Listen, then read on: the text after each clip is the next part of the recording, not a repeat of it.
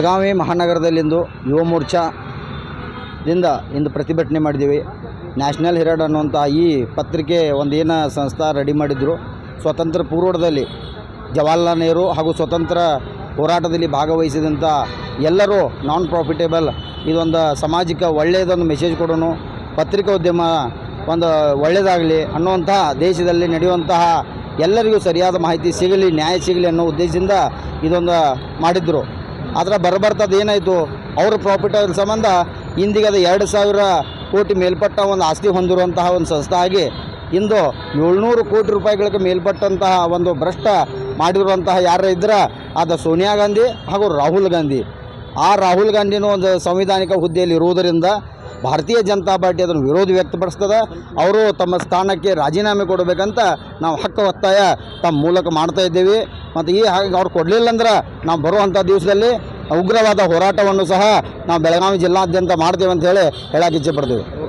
ಕುರುಡ ಭಿಕ್ಷುಕನ ತಟ್ಟೆಗೆ ಚಿಲ್ಲರೆ ಹಣವನ್ನು ಹಾಕಿ ನೋಟನ್ನು ಎತ್ತಿಕೊಳ್ಳುವಂತಹ ಕೆಲಸವನ್ನು ಮಾಡುತ್ತಿರುವಂತಹ ಕಾಂಗ್ರೆಸ್ ಪಕ್ಷದ ನಾಯಕರಿಗೆ ನಿನ್ನೆ ಇತ್ತೀಚೆಗೆ ನಡೆದಂತಹ ಬೆಳವಣಿಗೆಯಲ್ಲಿ ಇಡಿ ಚೀಮಾರಿಯನ್ನು ಹಾಕಿರುವಂಥದ್ದು. ನ್ಯಾಷನಲ್ ಹೆರಾಲ್ಡ್ ಕೇಸ್ನಲ್ಲಿ ಯಾವ 751 ಕೋಟಿಗೂ ಅಧಿಕ ದೊಡ್ಡ ಹಗರಣವನ್ನು ತಾಯಿ ಮಗ ಸೇರ್ ಮಾಡಿದ್ದಾರೆ. ಇವತ್ತು ಅದೇ ಕೇಸಲ್ಲಿ ಅವರು ಆರೋಪಿ ನಂಬರ್ 1 ಹಾಗೂ ಆರೋಪಿ ನಂಬರ್ 2 ಅವರ ಮೇಲೆ ಆದಂಥ ಈ ಚಾರ್ಜ್ ಶೀಟ್ ಫೈಲ್ನಲ್ಲಿ ಇದಾಗಲೇ ಬಹುದೊಡ್ಡ ಆರೋಪ ಕೇಳಿಬಂದಿರುವಂಥದ್ದು. ಕೇವಲ 50 ಲಕ್ಷ ರೂಪಾಯಿಗಳನ್ನು ಹೂಡಿ 750 ಕೋಟಿಗೂ ಅಧಿಕ ಹಣವನ್ನು ಸ್ವಾತಂತ್ರ್ಯ ಯೋಧರ ಕಲ್ಯಾಣಕ್ಕಾಗಿ ಮೀಸಲಿಟ್ಟಂಥದ್ದನ್ನು ಗುಳುಂ ಮಾಡುವಂತಹ ಒಂದು ಬಹುದೊಡ್ಡ ಕಾಂಡವನ್ನು ಈಗೇನು ಕಾಂಗ್ರೆಸ್ ಪಕ್ಷದ ನಾಯಕರು ಮಾಡಿದ್ದಾರೆ. ಇವರು ಸಾಂವಿಧಾನಿಕ ಹುದ್ದೆಯಲ್ಲಿ ಇರಲಿಕ್ಕೆ ನಾಲಾಯಕರು ಅನ್ನೋದನ್ನು ಭಾರತೀಯ ಜನತಾ ಪಾರ್ಟಿ ಇವತ್ತು ಮನಗಂಡು ವಿರೋಧಿಸ್ತಾ ಇರುವಂಥದ್ದು. ಅವರು ಮೊಟ್ಟ ಮೊದಲನೇದಾಗಿ ಅವರ ಸ್ಥಾನಗಳಿಗೆ ಸಾಂವಿಧಾನಿಕ ಹುದ್ದೆಗೆ ರಾಜೀನಾಮೆ ಕೊಡಬೇಕು. ಆರೋಪ ಮುಕ್ತರಾಗಿ ಅವರು ಹೊರಗೆ ಬಂದ ಮೇಲೆ ಆ ಸಾಂವಿಧಾನಿಕ ಹುದ್ದೆಯಲ್ಲಿ ಮುಂದುವರಿಯುವಂತಹ ಪ್ರಯತ್ನವನ್ನು ಮಾಡಬಹುದು.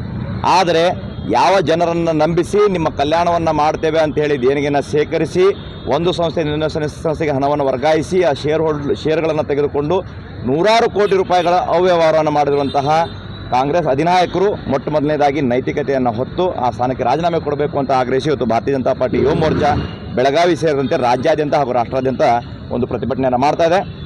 ಆದಷ್ಟು ಬೇಗ ಅವರು ರಾಜೀನಾಮೆ ಕೊಟ್ಟು ಈ ವಿಚಾರಣೆಗೆ ಹಾಜರಾದರೆ ಉತ್ತಮ, ಇಲ್ಲದಿದ್ದರೆ ಈ ಹೋರಾಟವನ್ನು ಭಾರತೀಯ ಜನತಾ ಪಾರ್ಟಿ ಇನ್ನೂ ಅತ್ಯುಗ್ರವಾಗಿ ರಾಷ್ಟ್ರಾದ್ಯಂತ ನಡೆಸ್ತದೆ ಅನ್ನುವಂಥ ಎಚ್ಚರಿಕೆಯನ್ನು ಭಾರತೀಯ ಜನತಾ ಪಾರ್ಟಿ ಕಾರ್ಯಕರ್ತರಿಗೆ ನಾವು ಕೊಡೋಕ್ಕೆ ಇಷ್ಟಪಡ್ತೇವೆ.